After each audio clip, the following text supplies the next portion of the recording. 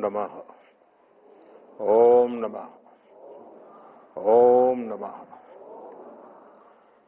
परम श्रद्धे आचार्य प्रज्ञ सागर महाराज जी,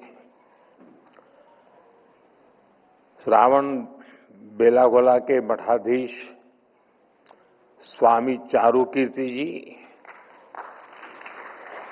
मेरे सहयोगी गजेंद्र सिंह शेखावत जी, संसद में मेरे साथी भाई नवीन जैन जी, भगवान महावीर अहिंसा भारती ट्रस्ट के प्रेसिडेंट प्रियंक जैन जी, सेक्रेटरी ममता जैन जी, ट्रस्टी पीयूष जैन जी, अन्य सभी महानुभाव, संतजन, देवी और सज्जनों, जय जिनेन्द्र। आज हम सब भारत की आध्यात्म परंपरा के एक महत्वपूर्ण अवसर के साक्षी बन रहे हैं। पूज्य आचार्य श्री विद्यानंद जी मुनिराज, उनकी जन्म शताब्दी का ये पुण्य पर्व उनकी अमर प्रेरणाओं से ओतप्रोत एक कार्यक्रम, एक अभूतपूर्व प्रेरक वातावरण का निर्माण हम सबको प्रेरित कर रहा है। इस आयोजन में यहां उपस्थित लोगों के साथ ही लाखों लोग ऑनलाइन व्यवस्था के जरिए भी हमारे साथ जुड़े हैं। मैं आप सभी का अभिनंदन करता हूं।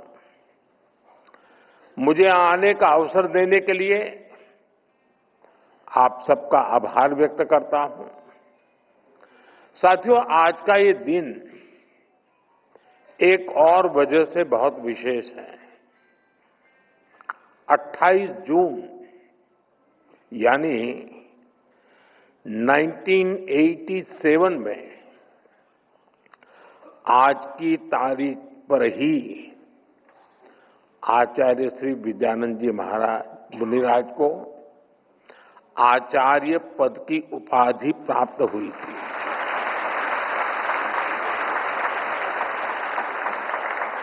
और वो सिर्फ एक सम्मान नहीं था, बल्कि जैन परंपरा को विचार, संयम और करुणा से जोड़ने वाली एक पवित्र धारा प्रवाहित हुई। आज जब हम उनकी जन्म शताब्दी मना रहे हैं, तब ये तारीख हमें उस ऐतिहासिक क्षण की याद दिलाती है। मैं इस अवसर पर आचार्य श्री विद्यानंद जी मुनिराज के चरणों में नमन करता हूं। उनका आशीर्वाद हम सभी पर हमेशा बना रहे, ये प्रार्थना करता हूं। साथियों, श्री विद्यानंद जी मुनिराज की जन्म शताब्दी का ये आयोजन ये कोई साधारण कार्यक्रम नहीं है। इसमें एक युग की स्मृति है, एक तपस्वी जीवन की गुंज है। आज इस ऐतिहासिक अवसर को अमर बनाने के लिए विशेष स्मृति के डाक टिकट जारी किए गए हैं। मैं इसके लिए भी सभी देशवासियों को अभिनंदन करता हूं। मैं विशेष रूप से आचार्य श्री प्रज्ञ सागर जी का अभिनंदन करता हूं, उन्हें प्रणाम करता हूं। आपके मार्गदर्शन में आज करोड़ों अनुयायी पूज्य गुरुदेव के बताए रास्ते पर आगे बढ़ रहे हैं। आज इस अवसर पर आपने मुझे धर्म चक्रवर्ती की उपाधि देने का जो निर्णय लिया है,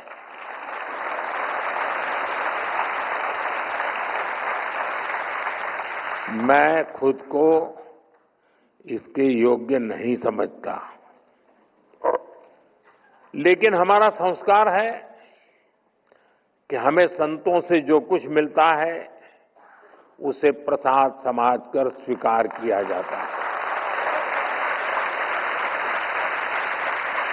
और इसलिए मैं आपके इस प्रसाद को विनम्रतापूर्वक स्वीकार करता हूं और मां भारती के चरणों में समर्पित करता हूं।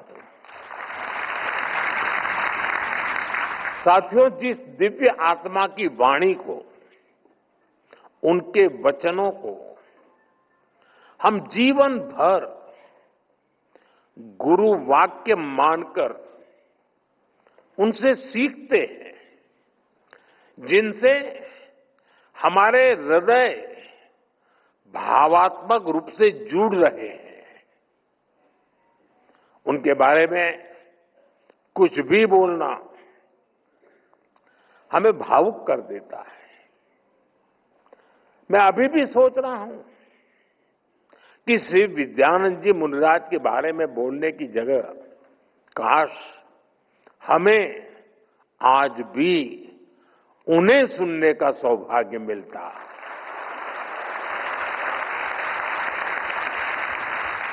ऐसी महान विभूति की जीवन यात्रा को शब्दों में समेटना आसान नहीं है। 22 अप्रैल 1925 को कर्नाटका की पुण्य भूमि पर उनका अवतरण हुआ। आध्यात्मिक नाम मिला विद्यानंद, और उनका जीवन विद्या और आनंद का अद्वितीय संगम रहा। उनकी वाणी में गंभीर ज्ञान था, लेकिन शब्द इतने सरल कि हर कोई समझ सके। 150 से अधिक ग्रंथों का लेखन, हजारों किलोमीटर की पदयात्रा, लाखों युवाओं को संयम और संस्कृति से जोड़ने का महायज्ञ। आचार्य श्री विद्यानंद जी मुनिराज युग पुरुष थे, युग दृष्टा थे। ये मेरा सौभाग्य है कि मुझे उनकी आध्यात्मिक आभा को प्रत्यक्ष अनुभव करने का अवसर मिलता रहा। समय समय पर वो मुझे अपना मार्गदर्शन भी देते थे और उनका आशीर्वाद हमेशा मुझ पर बना रहा। आज उनकी जन्म शताब्दी का ये मंच, मैं यहां भी उनके उसी प्रेम और अपनेपन को महसूस कर रहा हूं। साथियों, हमारा भारत विश्व की सबसे प्राचीन जीवंत सभ्यता है। हम हजारों वर्षों से अमर हैं, क्योंकि हमारे विचार अमर हैं, हमारा चिंतन अमर है, हमारा दर्शन अमर है। और इस दर्शन के स्रोत हैं हमारे ऋषि, मुनि, महर्षि, संत और आचार्य। आचार्य श्री विद्यानंद जी मुनिराज भारत की इसी पुरातन परंपरा के आधुनिक प्रकाश स्तंभ है। कितने ही विषयों पर उनकी विशेषज्ञता थी, कितने ही क्षेत्रों में उनकी दक्षता हासिल थी। उनकी आध्यात्मिक प्रखरता, उनका ज्ञान कन्नड़ा, मराठी, संस्कृत और प्राकृत जैसी भाषाओं पर उनकी पकड़, और अभी जैसे पूज्य महाराज जी ने कहा 18 भाषाओं का ज्ञान, उनके द्वारा की गई साहित्य और धर्म की सेवा, उनकी संगीत साधना, राष्ट्र सेवा के लिए उनका समर्पण। जीवन का ऐसा कौन सा आयाम है जिसमें उन्होंने आदर्शों के शिखर न छुए हो। वो एक महान संगीतज्ञ भी थे, वो एक प्रखर राष्ट्रभक्त और स्वतंत्रता सेनानी भी रहे, और वो एक अखंड वितराग दिगंबर मुनि भी थे। वो विद्या और ज्ञान के भंडार भी थे और वो आध्यात्मिक आनंद के स्रोत भी थे। मैं मानता हूं कि माननीय सुरेंद्र उपाध्याय से आचार्य श्री विद्यानंद मुनिराज बनने की उनकी यात्रा, ये सामान्य मानव से महामानव बनने की यात्रा है। ये इस बात की प्रेरणा है कि हमारा भविष्य हमारे वर्तमान जीवन की सीमाओं में बंधा नहीं होता। हमारा भविष्य इस बात से तय होता है कि हमारी दिशा क्या है, हमारा लक्ष्य क्या है और हमारे संकल्प क्या है। साथियों, आचार्य श्री विद्यानंद जी मुनिराज ने अपने जीवन को सिर्फ साधना तक सीमित नहीं रखा। उन्होंने जीवन को समाज और संस्कृति के पुनर्निर्माण का माध्यम बना दिया। प्राकृत भवन और अनेक शोध संस्थानों की स्थापना करके उन्होंने ज्ञान की दीपशिखा को नई पीढ़ियों तक पहुंचाई। उन्होंने जैन इतिहास को भी उसकी सही पहचान दिखाई। जैन दर्शन और अनेकांतवाद जैसे मौलिक ग्रंथों की रचना कर उन्होंने विचारों को गहराई, व्यापकता और समरसता दी। मंदिरों के जीर्णोद्धार से लेकर गरीब बच्चों की शिक्षा और सामाजिक कल्याण तक उनका हर प्रयास आत्म कल्याण से लेकर लोक मंगल तक जुड़ा रहा। साथियों, आचार्य विद्यानंद जी महाराज कहते थे, जीवन तभी धर्ममय हो सकता है जब जीवन स्वयं सेवा बन जाए। उनका ये विचार जैन दर्शन की मूल भावना से जुड़ा हुआ है।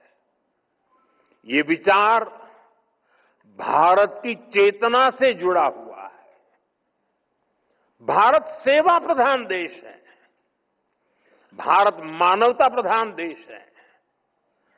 दुनिया में जब हजारों वर्षों तक हिंसा को हिंसा से शांत करने के प्रयास हो रहे थे, तब भारत ने दुनिया को अहिंसा की शक्ति का बोध कराया।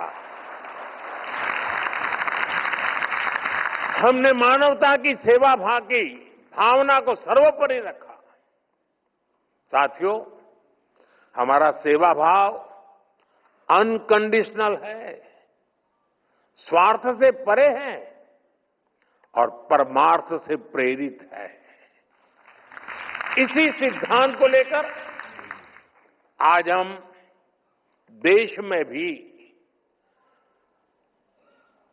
उन्हीं आदर्शों से प्रेरणा लेकर के, उन्हीं जीवनों से प्रेरणा लेकर के काम कर रहे हैं। पीएम आवास योजना हो,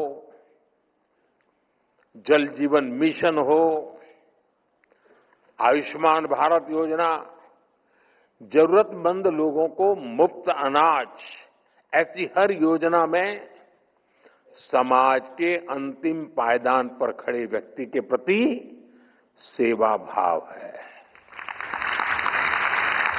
हमें योजनाओं में सैचुरेशन तक पहुंचने की भावना से काम कर रहे हैं, यानी कोई भी पीछे न छूटे, सब साथ चलें, सब मिलकर आगे बढ़ें। यही आचार्य श्री विद्यानंद मुनिराज की प्रेरणा है और यही हमारा संकल्प है। साथियों, हमारे तीर्थंकरों की, हमारे मुनियों और आचार्यों की वाणी, उनकी शिक्षाएं हर काल में उतनी ही प्रासंगिक होती है। और खासकर आज जैन धर्म के सिद्धांत 5 महाव्रत, अणुव्रत, त्रिरत्न, षट आवश्यक, ये आज पहले से भी कहीं ज्यादा महत्वपूर्ण हो गए हैं। और हम जानते हैं हर युग में शाश्वत शिक्षाओं को भी समय के साथ सामान्य मानवी के लिए सुलभ बनाने की जरूरत होती है। आचार्य श्री विद्यानंद मुनिराज का जीवन, उनका कार्य इस दिशा में भी समर्पित रहे हैं। उन्होंने वचनामृत आंदोलन चलाया, जिसमें जैन ग्रंथों को आम बोलचाल की भाषा में प्रस्तुत किया गया। उन्होंने भजन संगीत के जरिए धर्म के गहरे विषयों को भी सरल से सरल भाषा में लोगों के लिए सुलभ बना दिया। अब हम अमर भय न मरेंगे, अब हम अमर भय न मरेंगे, तन कारण मिथ्यात दियो तज, क्यों करी देह धरेंगे।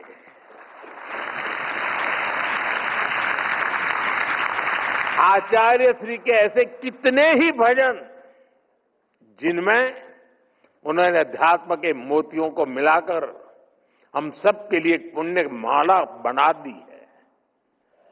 अब हम अमर भय न मरेंगे। अमरता में ये सहज विश्वास, अनंत की ओर देखने का ये हौसला, यही भारतीय अध्यात्म और संस्कृति को इतना खास बनाती है। साथियों, आचार्य श्री विद्यानंद मुनिराज की जन्म शताब्दी का ये वर्ष हमें निरंतर प्रेरणा देने वाला है। हमें आचार्य श्री के आध्यात्मिक वचनों को अपने जीवन में आत्मसात तो करना ही है। समाज और राष्ट्र के लिए उनके कार्यों को हम आगे बढ़ाएं, ये भी तो हमारा दायित्व है। आप सब जानते हैं, आचार्य श्री विद्यानंद मुनिराज ने अपने साहित्य के जरिए, अपने भजनों के माध्यम से प्राचीन प्राकृत भाषा का कितना पुनरुद्धार किया। प्राकृत भारत की सबसे पुरानी भाषाओं में से एक है। ये भगवान महावीर के उपदेशों की भाषा है। इसी भाषा में पूरा मूल जैन आगम रचा गया। लेकिन अपनी संस्कृति की उपेक्षा करने वालों के कारण ये भाषा सामान्य प्रयोग से बाहर होने लगी थी। हमने आचार्य श्री जैसे संतों के प्रयासों को देश का प्रयास बनाया। पिछले साल अक्टूबर में हमारी सरकार ने प्राकृत को शास्त्रीय भाषा का दर्जा दिया। और अभी पूज्य आचार्य जी ने उसका जिक्र भी किया। हम भारत की प्राचीन पांडुलिपियों को डिजिटाइज करने का अभियान भी चला रहे हैं। इसमें बहुत बड़ी मात्रा में जैन धर्म ग्रंथों और आचार्यों से जुड़ी पांडुलिपियां शामिल है। और अभी जैसा आपने कहा, 50,000 से ज्यादा पांडुलिपियों के विषय में हमारे सचिव महोदय यहां बैठे हैं, वो आपके पीछे पड़ जाएंगे।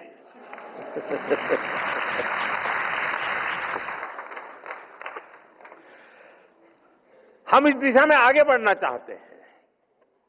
अब हम हायर एजुकेशन में भी मातृभाषा को बढ़ावा देते हैं। और इसलिए मैंने लाल किले से कहा है, हमें देश को गुलामी की मानसिकता से मुक्ति दिलानी है। हमें विकास और विरासत को एक साथ लेकर आगे बढ़ना है। इसी संकल्प को केंद्र में रखकर हम भारत के सांस्कृतिक स्थलों का, तीर्थ स्थानों का भी विकास कर रहे हैं। 2024 में हमारी सरकार ने भगवान महावीर के 2550वें निर्वाण महोत्सव का व्यापक स्तर पर आयोजन किया था। इस आयोजन में आचार्य श्री विद्यानंद मुनि जी की प्रेरणा शामिल थी। इसमें आचार्य श्री प्रज्ञ सागर जी जैसे संतों का आशीर्वाद शामिल था। आने वाले समय में हमें अपनी सांस्कृतिक धरोहर और उसे और समृद्ध बनाने के लिए ऐसे ही बड़े कार्यक्रमों को निरंतर करते रहना है। इसी कार्यक्रम की तरह ही हमारे ये सारे प्रयास जन भागीदारी की भावना से होंगे। सबका साथ, सबका विकास, सबका प्रयास, इस मंत्र से होंगे। साथियों, आज मैं आपके बीच आया हूं तो नवकार महामंत्र दिवस की स्मृति आना भी स्वाभाविक है। उस दिन हमने 9 संकल्पों की भी बात की थी। मुझे खुशी है कि बड़ी संख्या में देशवासी उन संकल्पों को पूरा करने में लगे हैं। आचार्य श्री विद्यानंद मुनिराज से हमें जो मार्गदर्शन मिलता है वो इन 9 संकल्पों को और मजबूती देते हैं। इसलिए आज इस अवसर पर मैं उन 9 संकल्पों को फिर से आपके साथ साझा करना चाहता हूं। पहला संकल्प पानी बचाने का है। एक एक बूंद पानी की कीमत समझनी है। ये हमारी जिम्मेदारी भी है और धरती मां के प्रति फर्ज भी। दूसरा संकल्प, एक पेड़ मां के नाम। हर कोई अपनी मां के नाम एक पेड़ लगाए, उसे वैसे ही सींचे जैसे मां हमें सींचती रही है। हर पेड़ मां का आशीर्वाद बने। तीसरा संकल्प स्वच्छता का। साफ सफाई सिर्फ दिखावे के लिए नहीं, ये भारत की अहिंसा है। हर गली, हर मोहल्ला, हर शहर स्वच्छ हो। हर किसी को इस काम में जुटना है। चौथा संकल्प वोकल फॉर लोकल। जिस चीज में किसी भी भारतीय का पसीना हो, जिसमें हिंदुस्तान की मिट्टी की खुशबू हो, वही खरीदनी है। और आप में से ज्यादातर लोग व्यापार कारोबार में रहते हैं। आपसे मेरी विशेष अपेक्षा है, अगर हम व्यापार में हैं तो हमें अपनों के बनाए सामान को ही प्राथमिकता से बेचना है। सिर्फ मुनाफा नहीं देखना है और दूसरों को भी प्रेरित करना है। पांचवा संकल्प देश का दर्शन। दुनिया देखनी है, जरूर देखिए, लेकिन अपने भारत को जानिए, समझिए, महसूस कीजिए। छठा संकल्प नेचुरल फार्मिंग अपनाने का। हमें धरती मां को जहर से मुक्त करना है। खेती को रसायनों से दूर ले जाना है। गांव गांव में प्राकृतिक खेती की बात पहुंचानी है। ये हमारे पूज्य महाराज साहब जूते न पहने इतने से बात नहीं चलेगी। हमें भी तो धरती मां की रक्षा करनी होगी।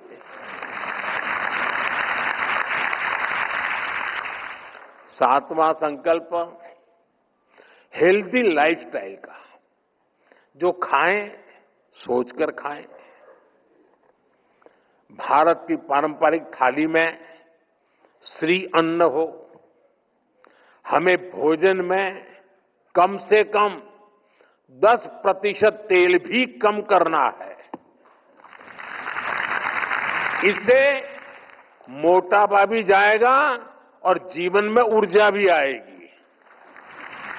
8वां संकल्प योग और खेल का है। खेल और योग दोनों को दैनिक जीवन का हिस्सा बनाना है। 9वां संकल्प गरीब की मदद करना, किसी गरीब की हैंड होल्डिंग करना, उसे गरीबी से निकलने में मदद करना, यही असली सेवा है। मुझे विश्वास है हम इन 9 संकल्पों पर काम करेंगे तो आचार्य श्री विद्यानंद जी मुनिराज जी को और उनकी शिक्षाओं को भी ज्यादा सशक्त करेंगे। साथियों, भारत की चेतना को, हमारे संतों के अनुभवों को लेकर हमने देश के लिए अमृतकाल का विजन सामने रखा है। आज 140 करोड़ देशवासी देश के अमृत संकल्पों को पूरा करते हुए विकसित भारत के निर्माण में जुटे हैं। विकसित भारत के इस सपने का मतलब है हर देशवासी के सपनों को पूरा करना।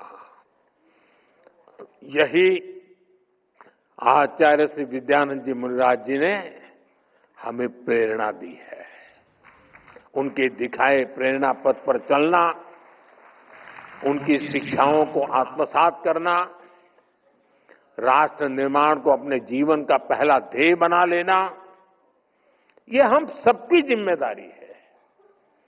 मुझे विश्वास है आज इस पवित्र अवसर की ऊर्जा हमारे इन संकल्पों को सशक्त बनाएगी। और अभी प्रज्ञा महाराज साहब ने कहा कि जो हमें छेड़ेगा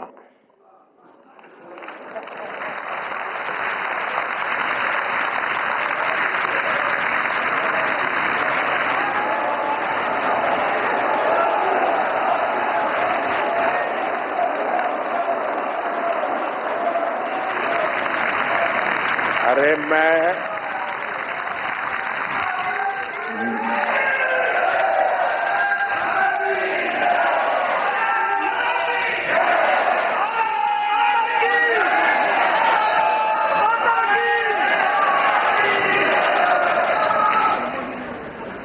जैनियों के कार्यक्रम में हूं।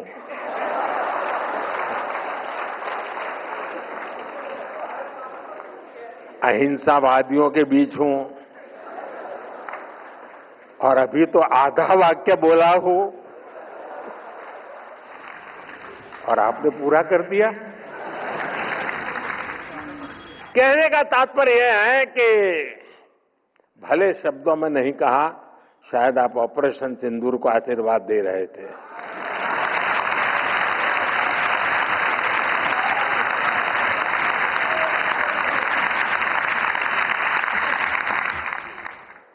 आप सबका प्यार, आप सबके आशीर्वाद, इन भावनाओं के साथ मैं एक बार फिर आचार्य श्री विद्यानंद जी मुनिराज जी को श्रद्धापूर्वक नमन करता हूं।